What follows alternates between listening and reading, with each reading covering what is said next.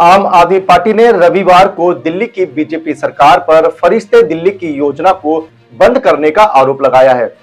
फरिश्ते दिल्ली की योजना के तहत सड़क दुर्घटनाओं में घायल हुए लोगों को निजी अस्पतालों में फ्री इलाज सुविधा प्रदान की जाती है। बीजेपी ने आपके इस आरोप पर फिलहाल कोई प्रतिक्रिया नहीं दी है। आम आदमी पार्टी के दिल्ली इकाई के प्रमुख और पूर्व स्वास्थ्य मंत्री सौरभ भारद्वाज ने एक प्रेस कॉन्फ्रेंस में दावा किया है कि पुरानी आप सरकार द्वारा शुरू की गई इस पहल से हजारों लोगों की जान बचाने में मदद मिली थी, लेकिन अब इसे बंद किया जा रहा है। सौरभ भारद्वाज ने सवाल किया है कि ऐसी अच्छी योजनाओं जो लोगों की जान बचाती है उसे कैसे कोई बंद कर सकता है।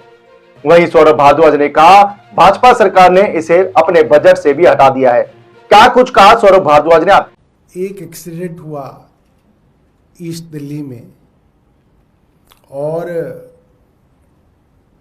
उस एक्सीडेंट के बाद उनको एक अस्पताल ले जाया गया, वहाँ उनका इलाज नहीं हो सका, लिहाजा दूसरे अस्पताल ले जाया गया LNJP हॉस्पिटल दिल्ली सरकार के, वहाँ भी उनका इलाज नहीं हो पाया। और उसके बाद तीसरे दिल्ली सरकार की जगह केंद्र सरकार के अस्पताल में ले जाया गया और वहाँ भी उनका इलाज नहीं हुआ। और फिर चौथे अस्पताल ले जाया गया जो केंद्र सरकार का था, वहाँ भी इलाज नहीं हो पाया था और उनकी मृत्यु हो गई थी। और ये मामला दिल्ली हाई कोर्ट के अंदर बार बार उछला और इसके ऊपर कई सारे डायरेक्शंस हाई कोर्ट की तरफ से आई, क्योंकि मामला सिर्फ एक एक्सीडेंट विक्टिम का था जिसका दिल्ली के सरकारी इलाज अस्पतालों में इलाज नहीं हो पाया। आज मैं जो मामला आपसे डिस्कस करने वाला हूं वो ऐसे हजारों लोगों का है जो जवान बच्चे, कई बार पूरे पूरे घर के इकलौते कमाने वाले सड़क पे दुर्घटनाग्रस्त होते हैं। कई बार तेज रफ्तार पे आई हुई ट्रक या गाड़ी से टकराते हैं, सड़क पर खून बहता रहता है, कोई अस्पताल नहीं ले जाता और सड़क पे मृत्यु हो जाती है। इस तरीके के लोगों के लिए दिल्ली सरकार ने 2017 में एक स्कीम लाई जिसका नाम था फरिश्ते योजना। फरिश्ते योजना का मतलब ये था कि अगर दिल्ली की सड़कों पे किसी का भी एक्सीडेंट हो, चाहे वो दिल्ली का रहने वाला हो या बाहर का हो, मगर दिल्ली की सड़क पे अगर कोई हादसा हो जाता है तो आप उसको जल्द से जल्द किसी भी प्राइवेट अस्पताल में ले जा सकते हैं। प्राइवेट अस्पताल में सारा का सारा इलाज जो है वो मुफ्त होगा और खर्चा जितना भी उस इलाज पे होगा वो दिल्ली सरकार लेती थी। और चाहे वो इलाज 5 लाख रुपए का हो, चाहे वो 50 लाख का हो, सारा खर्चा दिल्ली सरकार ने 2017 से अब तक दिया। 2017 में जब ये स्कीम आई, मुझे याद है 2022 के अंदर सरकार ने बाकायदा बताया कि 10,000 से ज्यादा लोगों का फायदा इस स्कीम से हुआ। 10,000 से ज्यादा लोगों की जान इस स्कीम की वजह से बची। कोई इस तरीके की मानवीय स्कीम को कैसे बंद कर सकता है? हम लोग कल्पना भी नहीं कर सकते कि कोई सरकार इस तरीके की स्कीम को भी बंद कर सकती है, मगर इस बार दिल्ली के बजट में इस स्कीम को बंद कर दिया गया है। अब अगर दिल्ली की सड़क पे कोई हादसा होगा तो प्राइवेट अस्पताल में उनका इलाज मुफ्त नहीं होगा। आप मान सकते हैं कि हजारों लोगों की मृत्यु अब इस कारण हुआ करेगी। 2023 के अंत में हमने ये कहा था, एज अ हेल्थ मिनिस्टर मैंने ये प्रेस कॉन्फ्रेंस करके कहा था कि भारतीय जनता पार्टी और उनके लगाए हुए LG के इशारे पे अफसरों ने फरिश्ते स्कीम को बंद करने का षड्यंत्र किया।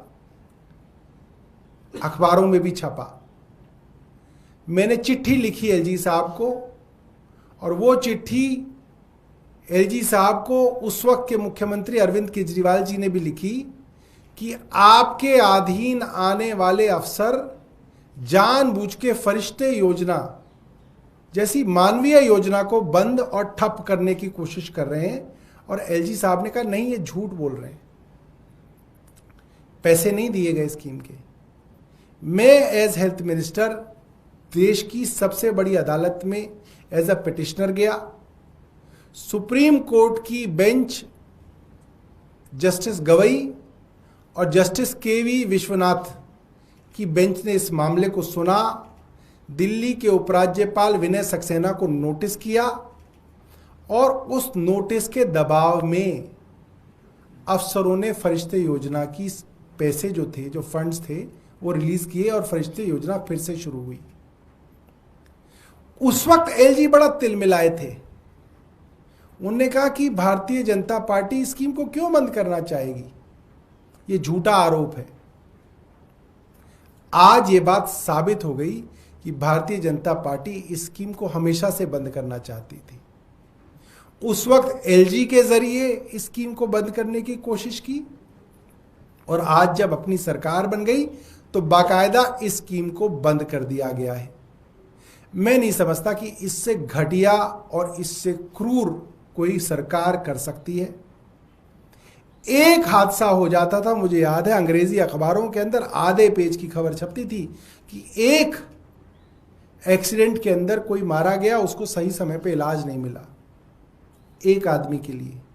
ये खबर मैं देखना चाहूंगा कि अंग्रेजी अखबारों में खास तौर पे कितनी बड़ी छपती है, क्योंकि ये बहुत बड़ी बात है कि फरिश्ते योजना को बंद कर दिया गया है।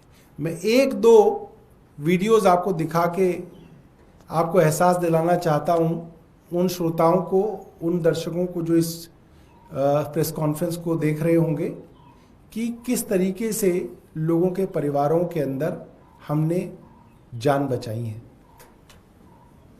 ये वाली भी बंद कर दो, ये वाली। मेरा नाम इमैनुअल जेम्स है, मैं मंगलपुरी एरिया में रहता हूँ। मेरी वाइफ का फोन आता है कि बेटी का एक्सीडेंट हुआ है। जैसे हॉस्पिटल पहुंचा तो मेरी बेटी स्टेशन पे मेरी बेटी को लिटा रखा था। इसके सर में एक्सीडेंट के बाद क्लॉट्स हो गए थे, फ्रैक्चर थे। पहली बार देखा तो ऐसा था जैसे वो है ही नहीं, खत्म हो गई है। 15 नवंबर से 1 दिसंबर तक मेरी बेटी हॉस्पिटल में एडमिट थी। जब भी याद आता है तो रोना आ जाता है, लेकिन अब गुड है, मेरी बेटी बहुत अच्छी है। और मैं थैंक यू बोलना चाहता हूँ सब डॉक्टरों को। सारी हेल्प हमारे दिल्ली सरकार से ही मिली, और शायद ये स्कीम ना चलाती तो शायद मेरी बेटी नहीं होती। भगवान ना करे ऐसा एक्सीडेंट किसी के भी साथ हो। जो लोग एक्सीडेंट होने पे पीड़ित को अस्पताल पहुंचाते हैं, ऐसे लोग फरिश्ते होते हैं। कल अगर आपके सामने कोई एक्सीडेंट हो, उसे नजदीक के अस्पताल में ले जाना, चाहे वो कितना ही महंगा अस्पताल क्यों ना हो, पैसे की चिंता मत करना। उसके इलाज का सारा खर्च हम उठाएंगे, दिल्ली सरकार उठाएगी। हमें हर कीमत पे हर जान बचानी है और आपसे कोई पूछताछ नहीं की जाएगी। आप भी किसी के लिए फरिश्ता बनना।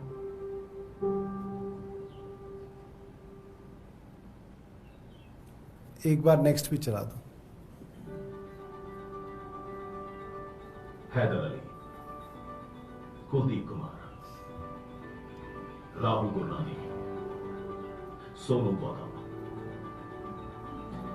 ये वो लोग हैं जो किसी के रोड एक्सीडेंट होने पर सामने आए, उनको हॉस्पिटल पहुंचाकर उनकी जान बचाई। जो लोग एक्सीडेंट होने पे पीड़ित को अस्पताल पहुंचाते हैं, उनकी जान बचाते हैं, ऐसे लोग फरिश्ते होते हैं। मैं उन फरिश्तों को सलाम करता हूँ। कल अगर आपके सामने कोई एक्सीडेंट हो तो आप भी किसी के लिए फरिश्ता बनना। उसे नजदीक के अस्पताल में ले जाना, चाहे वो कितना ही महंगा अस्पताल क्यों ना हो, पैसे की चिंता मत करना। उसके इलाज का सारा खर्च हम उठाएंगे, दिल्ली सरकार उठाएगी। हमें हर कीमत पे हर जान बचानी है और आपसे कोई पूछताछ नहीं की जाएगी। बंद कर दो। आप भी किसी के लिए फरिश्ता बनना।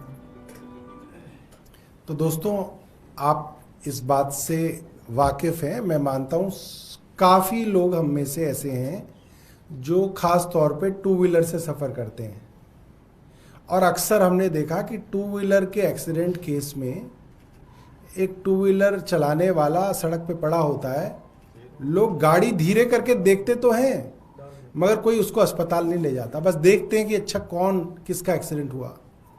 क्यों नहीं करते? क्योंकि ऐसा लगता है कि भाई कौन इसको अस्पताल ले जाए, हम क्यों ले जाएं। और अस्पताल में अगर आप ले भी जाओगे तो प्राइवेट अस्पताल वाला आपसे पैसे मांगेगा, फीस मांगेगा, वो आपके पास होगी नहीं, आप क्यों जमा कराओगे किसी की फीस। और इस तरीके से जो गोल्डन आवर होता है, जो पहला 1 घंटा होता है किसी भी एक्सीडेंट के बाद, उसको गोल्डन आवर इसलिए कहा जाता है क्योंकि अगर उस 1 घंटे में आप उस मरीज को अस्पताल में पहुंचा देते हो तो उसके बचने की संभावना बहुत बढ़ जाती है। और अगर वो 1 घंटा उस सड़क पे पड़ा रहा, खून बह गया, तो इंजरी इतनी हो जाती है कि फिर उसका बचना अक्सर जो है मुश्किल हो जाता है। इसीलिए गोल्डन आवर के अंदर बजाय इसके कि आप किसी दूर दराज के सरकारी अस्पताल को ढूंढें, आप उसको नज़दीकी प्राइवेट अस्पताल में उसको दाखिल करा दें। प्राइवेट अस्पताल इसलिए दाखिल कर लेते थे क्योंकि सारा पैसा जो है उन्हें सरकार से मिल जाता था, तो प्राइवेट अस्पताल उसका इलाज कर लेते थे, पैसा सरकार से मिल जाता था। जो आदमी उनको अस्पताल में दाखिल करता था उसको सरकार एक सर्टिफिकेट देती थी, फरिश्ते, कि आप दिल्ली के फरिश्ते हैं। उनको एक सम्मान राशि भी देती थी कि भाई उसने एक अपना काम धंधा छोड़ के एक मानवता के लिए, समाज के लिए उसने एक मदद की, तो उसको सर्टिफिकेट मिल गया, उसको थोड़ी सी सम्मान राशि मिल गई, किसी घर का एक चिराग बच गया, घर का कमाने वाला बच गया। ऐसी स्कीम को पैसा रोक के बंद करने की कोशिश 2023 में भारतीय जनता पार्टी, उनके एलजी और उनके कहने पे अफसरों ने की। उन अफसरों पर कोई कार्रवाई आज तक नहीं की गई।